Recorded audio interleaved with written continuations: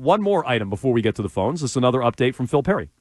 This is published in the last 5 minutes. All right. He goes through all the people who are still here. He said, despite any reports out there, Ben Volen, Van Pelt, Covington, Wolf, they all remain employees of the New England Patriots. It's only Gerard Mayo.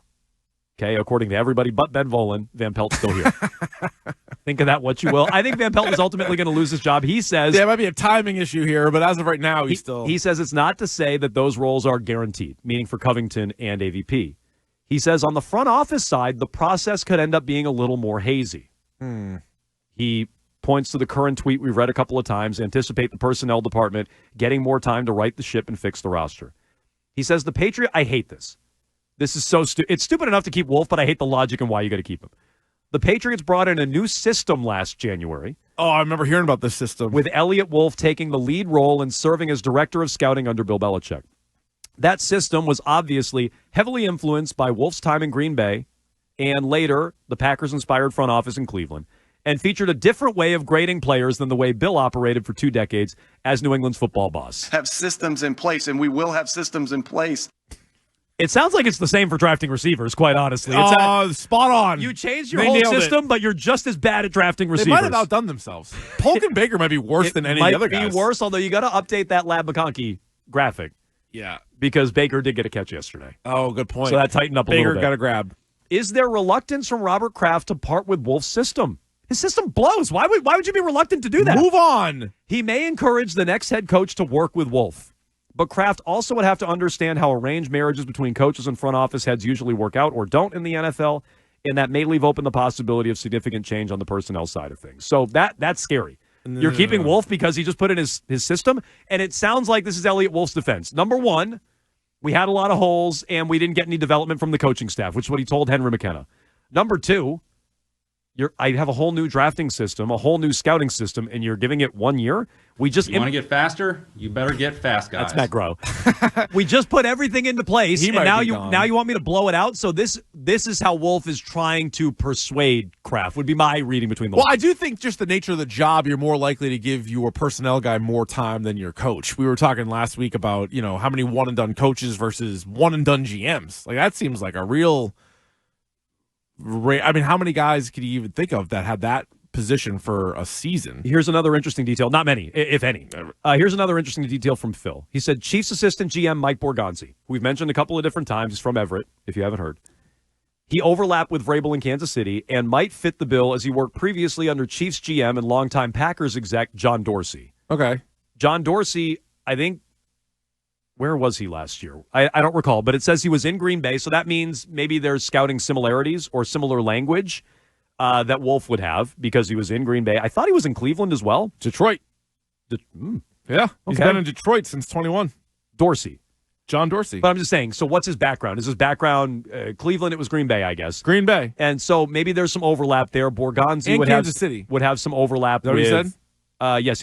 Yeah, he was in all those places. He would have some overlap with the way that Wolf would do things. Say it again. And the Eagles. He was a consultant for the front office in 2020. Browns general manager? But was that with Eliot Wolf, actually? That's what I'm saying. So I think, and they're not talking about hiring Dorsey, but Borgonzi worked under Dorsey, so maybe there's similarities with Eliot Wolf. It's a tangled web. But that's all. Maybe there's a way to middle it, is another note that Phil Perry had. I would not keep Eliot Wolf here under any circumstances, but especially because of his dumb system. You guys can jump in. 617-779-7937. Honestly, his system, throw it out. They had a draft last year. They took a bunch of players. The only one that hit was available any draft guide, any website you went to that had people's mock draft. If you went to the Chris Scheim mock draft, weei.com, Drake May, I think it was his first pick. Yep. You would have taken him. After that, every pick they took missed. So I don't think you need to be married to that new draft system. No, I think the Crafts forced him to stay and pick a quarterback. That's what I think. So maybe he didn't even pick him. You're right. Who knows? So that's why I give him no credit. But somebody deserves credit for sticking there because I think Bill would have traded down. I think a lot of people could have traded down. I mean, hell, there were people who said trade back and take J.J. McCarthy and things like this. So I think the Crafts forced him to stay, which is why I give him no credit. But that also tells you the Crafts meddle in a lot of this stuff. We're getting text, by the way. We have mentioned it. It's been a while since we mentioned it. Per Burt Breer, the Patriots have requested an interview with Ben Johnson. I like the sound of that. Yes, I like it. I feel like it's probably just an exercise that they got to go through, but at least they're doing it, unlike last year. It still sounds like Vrabel is the heavy favorite. Mm-hmm. Nick and Woonsocket brings up another name. Go ahead, Nick. Hello, Nick. Or does he? Hello, No, Nick? maybe not. Okay, let's put Nick back Little on gun hold. shy. He's been on hold for a while. He wants Brian Flores. So, I mean, I guess it depends on what side you're on. Not Flores versus the Dolphins or Flores versus the league. That's sort of a separate thing, which I would take Flores' side on. Me too. But Flores with the young quarterback, and then that's another guy where, like, the whole thing with Tua. Tua hates him. And you saw how much better Tua got with Mike McDaniel than when he had Brian Flores there. Flores got a good defense going. Well, not necessarily last night, but overall, got a good defense going. I think he could someday be a good head coach. Who's his offensive guy? Like, it comes back down to that. Like, I don't want Flores for the same reason I don't really want Vrabel. I look at them exactly the same. Give me offensive guys. Well, and I don't want anybody with ties here. Like, could you? There's also that. Could you think outside your orbit just a little bit and be a touch creative with the hire instead of, oh, those guys used to work here, let's hire them. But those two guys, Vrabel and Flores, at least have other NFL team experiences. They do. Whereas Mayo didn't. Not only was Mayo a Belichick guy, he literally didn't know what the life was like in the league with anybody else. So I want an offensive guy. Ben Johnson, home run, no-brainer. I also like Liam Cohen in Tampa. Let's say they hire a defensive guy. Let's live in that world. Glenn, Vrabel, or Flores? Vrabel. I would want Glenn. Whoa. I would. Oh, just because you want somebody that's not just here. Somebody who's not here. He doesn't have experience. Flores and Vrabel both do, so that's not a check mark in his favor, but he's coming from a good organization. Yeah. And he's not a Patriots guy. I would feel good about him not being a Patriots guy.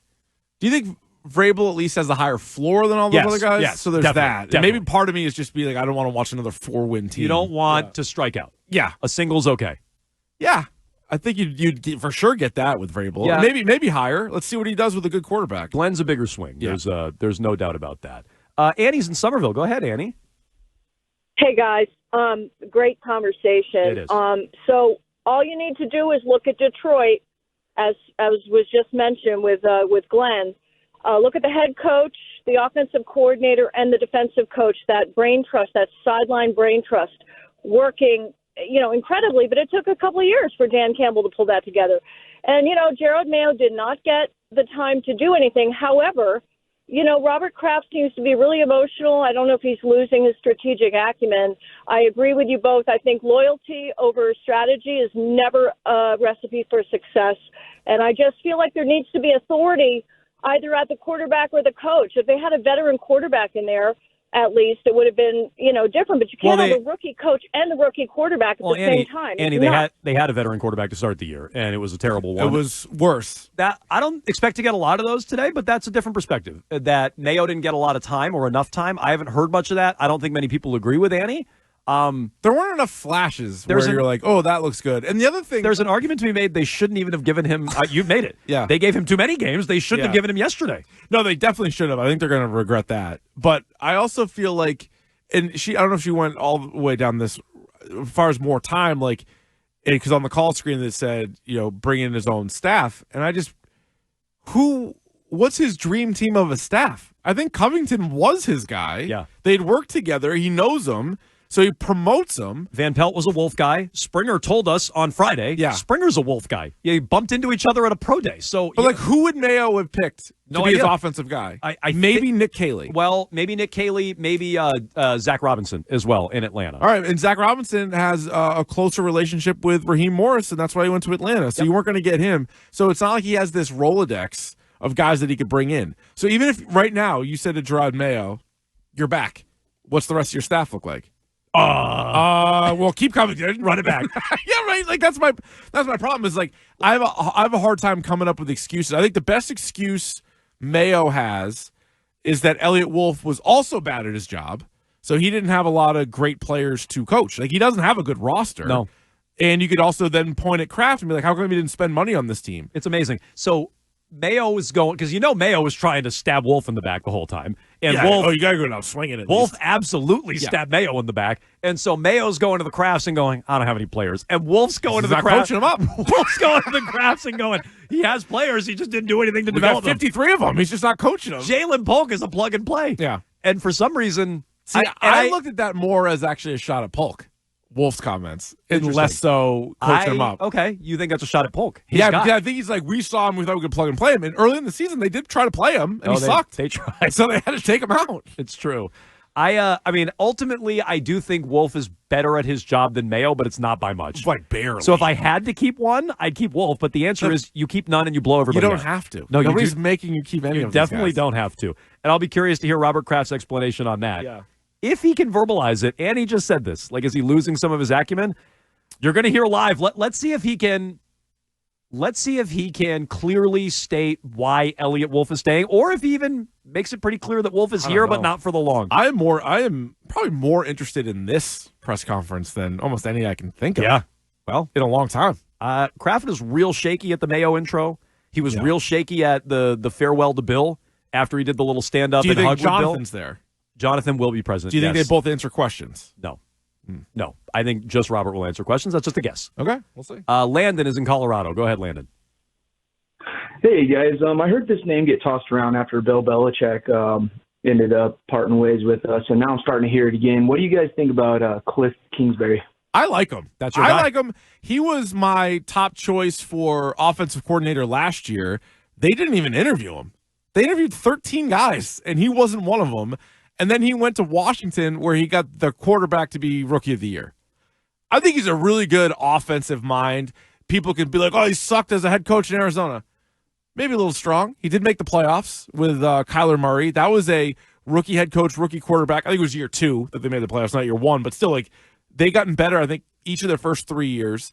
If he's just in charge of offense, I think he can do it. Okay, to me, he feels like a coordinator. And maybe that's not fair because a lot of these guys have more success second go-around. Bill Belichick is one of those guys. Yeah. So maybe that's not fair. He feels to me like a coordinator where if he's just running your offense and calling your plays, and I know you're saying he would do that, but you're the head coach. You have a lot of other responsibilities. You have to get guys to buy in. You have to be the leader of the whole organization, top to bottom, front-facing. Like, he doesn't have to do any of that as a coordinator. Snappy dresser, though. He is a very snappy dresser. He's handsome. That's all true. Former player. Rocket for an arm. I don't want Cliff Kingsbury. He was also a bad college coach, too. He was a bad college coach, Leave a bad it alone. NFL coach. Leave it alone, Nick.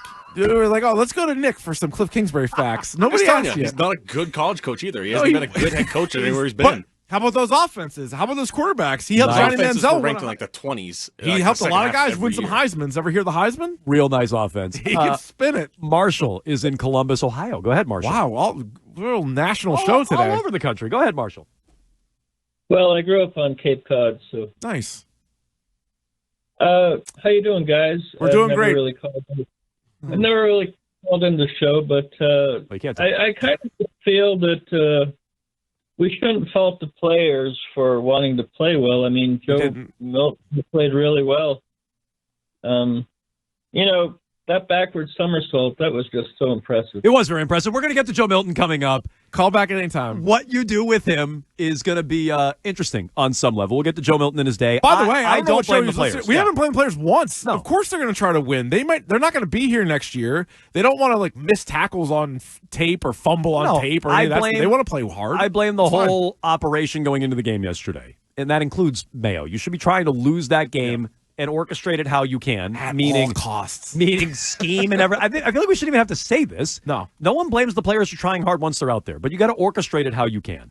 And teams do it all the time, including the Bills yesterday. They were better at it than you. They're laughing right now. They're like, yeah, we'll let you win just so you don't get the first pick. We'll take that.